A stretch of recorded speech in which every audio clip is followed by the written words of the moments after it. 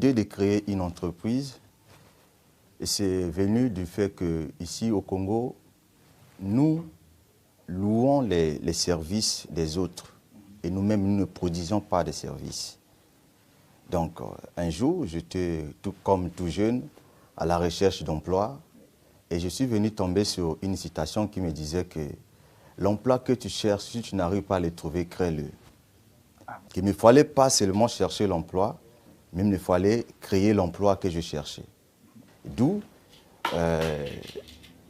je me suis basé, je suis revenu en moi afin de me baser sur la formation que j'ai faite. Parce qu'après mon bac, je suis allé à l'université. J'ai étudié dans une école ici au Congo qui s'appelle Académie des Beaux-Arts de Brazzaville. Ah, d'accord. C'est là-bas que j'ai fait les études de bâtiment. Et vu les compétences que j'avais acquises sur le banc de l'école, la connaissance que j'avais, je me suis dit, tiens, la connaissance, les diplômes, oui, mais que faut-il faire avec ça? Dois-je rester assis, attendre l'emploi? Vu que je suis en train de chercher l'emploi, je ne trouve pas, je suis obligé de les créer moi-même. La compétence, j'ai, le logiciel, j'ai, et qu'est-ce qu'il me faut pour démarrer cela? Il manquait de ressources financières, comme tout à fait, oui. ce qui, comme tout guerre. Jeune qui veut démarrer. Je me suis dit, j'ai mon ordinateur, j'ai ma connaissance. Étant donné que la connaissance n'est pas vendable, c'est le talent qui est vendable. Et je me suis dit, je dois mettre mon talent au service de l'humanité. D'où il fallait mettre en place Aurillac Design. Quand on a cherché le nom, j'ai vu, il y a Dangote Group. Oui. Je me suis dit, pourquoi pas Aurillac Design? Le monsieur s'appelle également Dangote. Voilà. Pourquoi pas Aurillac Design? Et l'objectif Aurillac Design, ce n'était pas seulement de vouloir créer un concept pour essayer de faire connaître mon nom, non.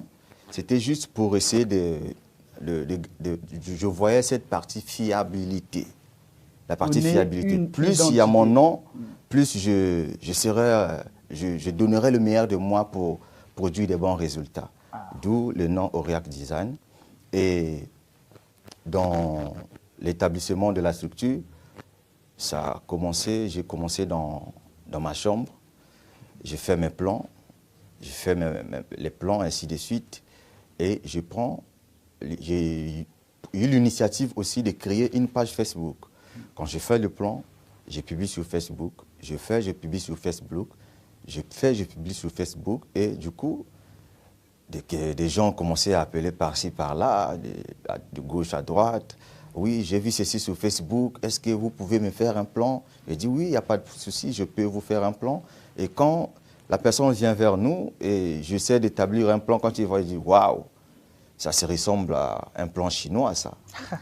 Donc, vu que ce que nous produisons est beau, les gens ont toujours tendance à attribuer ça aux gens de l'extérieur. C'est comme si chez nous, il n'y a pas de valeur. D'ailleurs, vous êtes une preuve. Vous êtes une preuve. C'est ce que je dis également aux jeunes. En tout cas, M. Aurillac, c'est vraiment un modèle. Il est en train d'égrener son parcours. Comment ça a commencé dans une chambre. Aujourd'hui, c'est au salon. Et aujourd'hui, c'est le monde entier. C'est vous dire que M. Aurillac a cru, a cherché l'emploi, il n'a pas trouvé, il a créé l'emploi. Mais apparemment, il n'a pas créé pour lui-même. Aujourd'hui, M. Aurillac, vous avez un personnel. Oui, nous avons un personnel. Il y a le personnel le personnel permanent au bureau et nous avons aussi des ouvriers qui sont partout dans les chantiers. On a d'autres ingénieurs qui sont aussi dans les chantiers, qui travaillent en collaboration avec les ouvriers. Parce que je suis je suis souvent dans les chantiers et toujours présent. Ce n'est pas tous les jours que je suis en veste. Ah d'accord, vous ne voulez pas rester dans le bureau, surtout que c'est le bâtiment. J'aime pas trop rester au bureau. Ouais. Je suis toujours dans les chantiers pour être plus près de nos clients et pour être encore plus près de ceux qui travaillent ensemble avec nous. Ça essaie de les motiver aussi pour donner de bons résultats. Alors, ça fait combien de temps déjà l'entreprise existe? Ok. Aurillac Design existe depuis, si vous voyez les publications, vous avez les publications qui datent de 2018, 2019, 2020. Et donc, c'est depuis 2017 que Aurillac Design existe, mais on était encore, comme je disais, on fait dans les coulisses, et puis on publie, on trouvait des marchés comme ça, jusqu'à ce qu'on a eu l'idée que non, il faut maintenant que la structure puisse s'asseoir. Ce qui dit la structure doit s'asseoir, il faut des papiers, il fallait lancer tous ces processus, le cadre juridique, comme vous venez de le dire, et on a lancé cela. Il fallait aussi chercher à quitter le style virtuel et passer aussi au style concret. Donc il nous fallait trouver des locaux. Donc pour l'instant, nous sommes basés au numéro 5 rue Bangala. Ah oui. C'est là où se trouvent nos bureaux. Et là-bas, si vous passez, vous pouvez aussi... Mais bien sûr, j'ai eu le plaisir de visiter le bureau. Et voilà, je pense que c'est déjà là une entreprise jeune déjà. On comprend le sérieux, Monsieur Aurillac. Félicitations encore, jeune Congolais, vous Merci. Voyez. Monsieur Aurillac a fini ses études, il n'est vraiment pas resté à la maison pour se dire mais l'État ne me donne pas le boulot, mais non, il a créé son entreprise et j'y arrive. Et aujourd'hui, Aurillac est là, fait déjà ses preuves. Il suffit seulement de cliquer. Allez-y sur Facebook, un peu partout. Vous verrez, vous tapez Aurillac Design, vous verrez ce que cette entreprise-là fait. Félicitations une fois de plus. Mais Monsieur Aurillac, vous n'êtes pas seulement président-directeur général de Aurillac Design, mais vous avez bien également une organisation. Vous fédérez également les jeunes à qui, en tout cas, vous donnez des idées. Sinon, vous vous érigez en coach, je vais dire. Vous réveillez les jeunes. Parlez-nous un peu de cette organisation. Déjà, quelle organisation? Je l'ai dit tantôt. OK. Impact au monde est né du fait que aujourd'hui, quand on parle jeunes au Congo, on voit Kuluna. Quand on parle jeunes, on voit... Quand on parle dépravation plutôt, on voit les jeunes. Quand on parle manque d'expérience, on voit la jeunesse. Dans la jeunesse, c'est un peu défini de tous les mots qui ne sont pas bons à entendre. Donc, il fallait, et nous avons pensé mettre en place un cadre pour essayer de parler à ces jeunes que vous n'êtes pas seulement, vous n'êtes pas ce que le monde est en train de dire de vous, vous n'êtes pas ce que nos parents sont en train de penser que nous sommes, vous n'êtes pas ce genre de personnes. Vous êtes aussi capable de pouvoir faire des choses extraordinaires comme les autres sont en train de le faire aussi à la Silicon Valley et ainsi de suite. Et c'est de cela, je ne pouvais pas le faire si moi-même je ne suis pas un exemple. Voilà. Tout à fait, hein. Donc, nous avons mis en place Impact au monde pour essayer de parler jeunesse. Pourquoi parler jeunesse? Parce que parler jeunesse, c'est penser un avenir meilleur. Parler jeunesse, c'est penser un lendemain meilleur. Parler jeunesse, c'est penser un Congo bien bâti demain, parce que la jeunesse est le futur d'une nation, le futur d'un continent et le futur du monde. Ah, d'accord. En tout cas, M. Aurillac a donc, comme je l'ai dit, fédéré les jeunes pour parler de son organisation, pour réveiller les jeunes, je l'ai dit tantôt. Alors, cette association vient après l'entreprise, c'est cela? Est-ce que c'est l'entreprise qui finance l'association ou qu'est-ce qui se passe? Elle est apolitique, cette association, ou politique? Qu'est-ce que vous faites également? OK. L'association est financée 100% par l'entreprise. Oui. Nous n'avions pas encore reçu les subventions de qui que ce soit. Et l'association est supportée, subventionnée par l'entreprise. Et vous avez posé une question concernant si l'association est politique ou apolitique. Ah, parce qu'on sait, hein, il y a des associations qui changent de coloration avec le temps, les circonstances. Voilà, on fait une démarcation. L'association Impact au monde, c'est une organisation apolitique. Ce n'est pas une association politique, c'est une association apolitique. Pourquoi je dis une association apolitique? Parce que tous, on ne peut pas aller vers la même direction. Parce qu'aujourd'hui, on voit beaucoup de jeunes s'étendre vers la politique. Ce n'est pas mauvais, c'est bon. Mais si nous tous, nous faisons la politique, lesquels vont bâtir?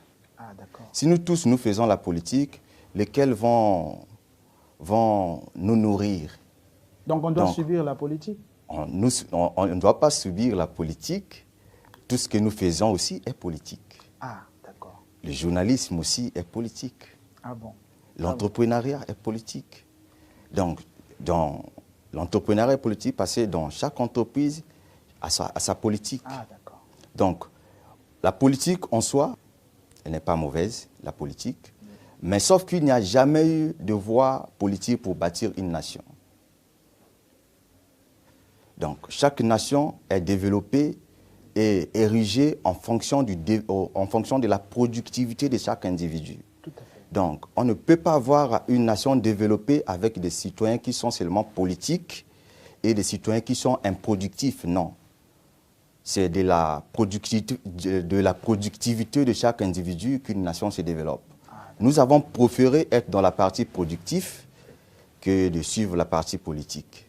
Il y a ceux qui sont déjà dans la partie politique. Si nous aussi, nous venons nous ajouter là, ça veut dire qu'on n'aura que la politique, on parlera de politique en politique, sans pourtant penser développement, sans pourtant penser à faire avancer notre nation. Ah, d'accord. Et donc, déjà, quand je m'informe, quand je vais sur le net, je vois également des activités déjà réalisées. Okay. Vous en avez déjà réalisé combien et c'était quoi ces activités? Okay. Et souvent, le message que vous faites passer, c'est lequel? Ok. Et dans les activités que nous avons eu déjà à organiser, ce sont les activités basées sur souvent des conférences. Oui. Nous procédons par le moyen des conférences pour essayer de parler à notre jeunesse. Pourquoi nous faisons cela? Parce que jeunes que nous sommes aujourd'hui, nous sommes en train de tendre vers un futur. Or, le futur, vous ne pouvez pas atteindre le futur sans pourtant avoir une vision aujourd'hui. Voilà pourquoi dans nos messages, souvent, j'ai pour habitude de dire, et surtout si c'est moi qui suis l'orateur, je dis souvent, votre vie sera façonnée par la vision que vous avez dans votre cœur. Quelle est la vision que vous avez pour votre futur? Sans pourtant avoir une vision réelle, une vision concrète pour votre futur, ça veut dire que demain, vous y serez nulle part dans la vie ou de la société. Et après avoir parlé vision, nous associons la vision avec un but. Voilà pourquoi notre slogan, Impact en Monde, a pour slogan « Un jeune, une vision, un but ». Lorsque vous avez une vision, il vous faut avoir un but. Pourquoi il vous faut avoir un but? Parce que lorsque vous donnez un but dans la vie, vous serez engagé. Et étant engagé, vous devenez créatrice. Devenu créatrice, vous finirez par devenir productif. Et être productif, vous ne pouvez pas me contredire, vous ne pouvez pas aussi être productif sans pourtant devenir un homme ou une femme qui fait de l'impact. Voilà pourquoi le nom Impact en Monde. Ah, donc, vous avez une vision, donnez un but à votre vision et les jours à venir, vous finirez par devenir un homme ou une femme d'impact. Donc, jeunes que nous sommes aujourd'hui, nous sommes en train de tendre vers un avenir. Parce qu'aujourd'hui, quand on voit même les discours de plusieurs autorités, on parle toujours emploi des jeunes, oui. Toujours. Ça veut dire que même le gouvernement a une vision pour la jeunesse. Donc ça veut dire que si cette jeunesse même, elle-même n'a pas de vision pour son futur, ça veut dire que demain, elle ne sera nulle part. Donc nous, Impact en Monde, nous essayons de rappeler à ces jeunes que vous aussi, vous êtes capables de faire ce que les autres sont en train de faire à la Silicon Valley. Mark Zuckerberg n'a pas deux têtes, il a une seule tête. S'il a pu mettre en place Facebook, ça veut dire que chez nous aussi, nous sommes capables de le faire. Steve Jobs n'a pas deux têtes. Il a pu mettre en place le Macintosh, ça veut dire que nous aussi, nous sommes capables de produire quelque chose. Donc il suffit seulement que chacun de nous puisse revenir en lui et savoir de quoi il est capable et se mettre à l'action pour pouvoir mettre cela à l'existence. Ah, voilà, en tout cas, une très belle démonstration. Je crois que le message est passé. Ceux qui suivent cette émission doivent certainement se réveiller. Moi déjà, j'ai envie déjà de rêver. Je pense que j'utiliserai cette méthode-là. Comme ça, je vais me retrouver dans la société avec impact, on va dire. Alors, vous travaillez votre matière première, c'est en tout cas la jeunesse. Ouais. Et c'est même bien parce que vous orientez tout vers l'éveil de la jeunesse en ce qui concerne l'entrepreneuriat, en ce qui concerne l'impact que la jeunesse doit donner dans cette société. Vous avez quand même un message. On vous offre l'occasion de le faire. Si vous est donné de parler à la jeunesse, qu'est-ce que vous allez dire à la jeunesse? Parce qu'apparemment, le temps est en train de s'écouler. Ok, merci. Chers jeunes, je suis un jeune comme vous. Le message que j'ai à vous donner est que la réussite n'est pas liée à la chance. La réussite n'est pas liée à la chance. Si vous livrez votre vie à la chance, vous n'avez pas du tout de chance pour réussir. Pour réussir dans la vie, et une vision et donner un but à votre vision. Ce n'est pas d'aller se mettre debout dans chaque coin de rue, chaque matin, chaque soir pour jouer aux jeux bêtes. D'abord, le nom dit bête. Quelque chose de bête ne peut pas te pousser vers la réussite. Ça ne fera que, ça ne poussera que à